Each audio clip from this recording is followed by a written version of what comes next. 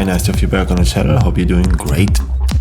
So there's something in Bitwig that I really admire, and that is in the session view you have this corner where we have our info box that is like the session modulation hub. So you kind of have modulation on one spot that stays all the time there, and you can modulate only with that modulation parameters that you put there the full session. So it's like kind of for each project, for each track you do, you have a little hub with modulations down there that you choose that you can use for everything. So with this you subconsciously just get, by mistake most of the time, a nice mix down, because the frequencies go in and out and everything stays kind of synced, so it's musically. Yeah, every movement that happen in Bitwig with the compressors or whatever you map on it have this like musical rhythm inside, and that is like something I always try to do. And I was thinking how I do that in Ableton, because Ableton is quite modular in this case. There's always a way how we can build things there, so we can see how we can build like a self-play patch system kind of that is just modulate from one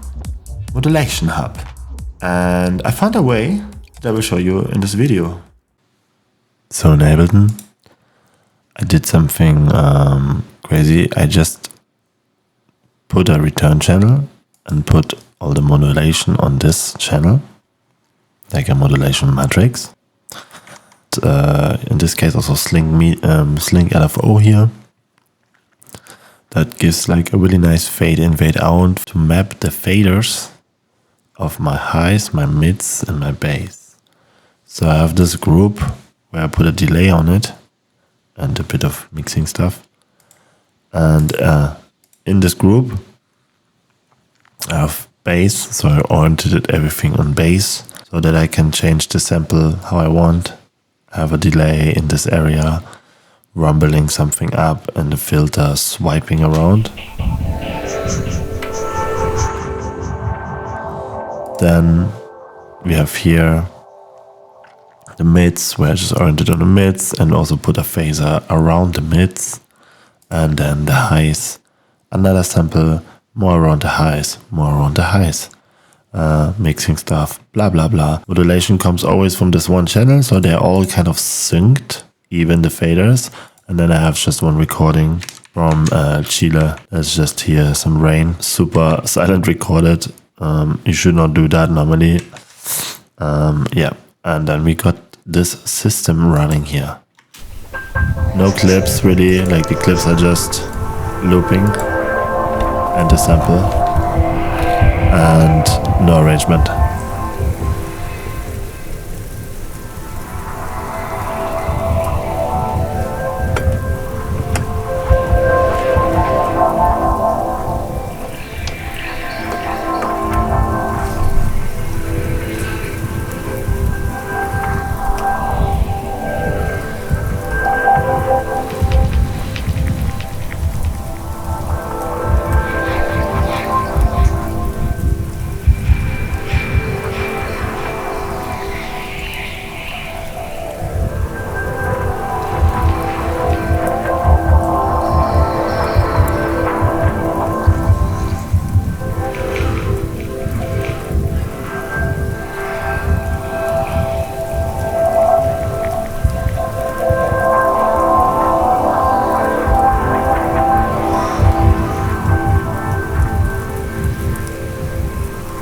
Yeah, this is how I do my arrangement most of the time.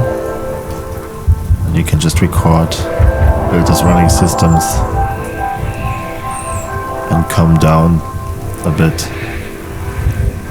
Less is more, use simple things that you know you will understand. And then just build a system complex.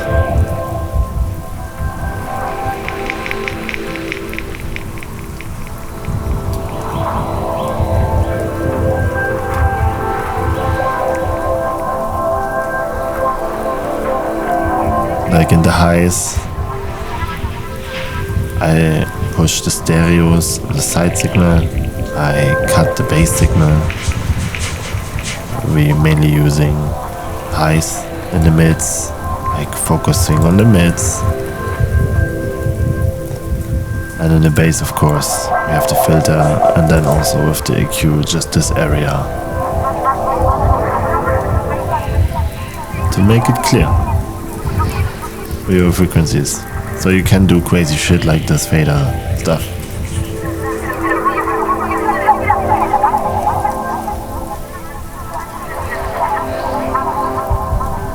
And then yeah, just granulate every and map some positions. Give it a little bit of grain size. Figure it out, you know, on the way. How much you want to take or give to make this thing move.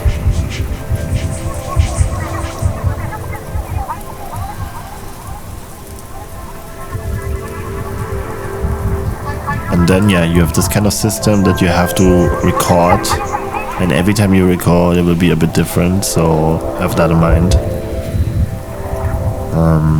When you're in this modulation channel, try to make all your LFOs maybe synced, so the arrangement is still on the grid later here, because if you go like just on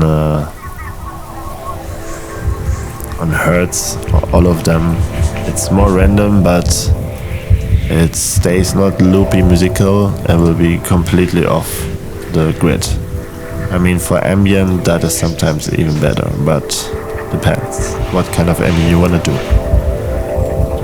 But yeah, here you see I just use 3 LFOs with different times and offsets and whatever, and then yeah, the Slink LFO just taking like 3 bands, so I have some randomness here, and that's the faders, and let the randomness happen here, because this go all and send to the sub bus, and with the sub bus we have another delay that gives the kind of glue, because without this you hear this like fades too crazy.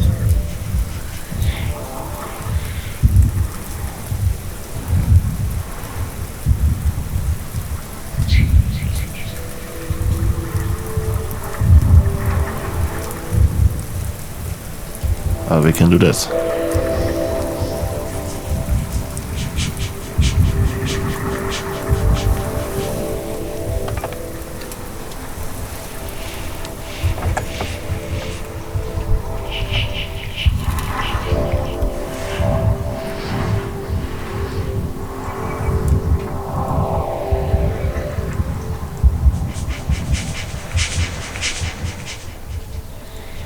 So yeah, get a modulation channel going on, map all your stuff together, use sub buses for gluing the stuff again together, but yeah, use the volume knobs more for randomness. Ableton is really like a modulation heaven if you know what you do. It's not like obvious like in Bitwig, where you literally have down here, like our info box here, the modulation like here, and then it stays there, so like whatever channel you go, it stays and you can map your stuff. That is really cool from Bitwig. I wish Ableton have that, but if you think like this, you can kind of do it here in the return channel, and then just map all the stuff in the center of your screen, and then have a nice jam, just like this, with some faders, building the system and just chill, I guess.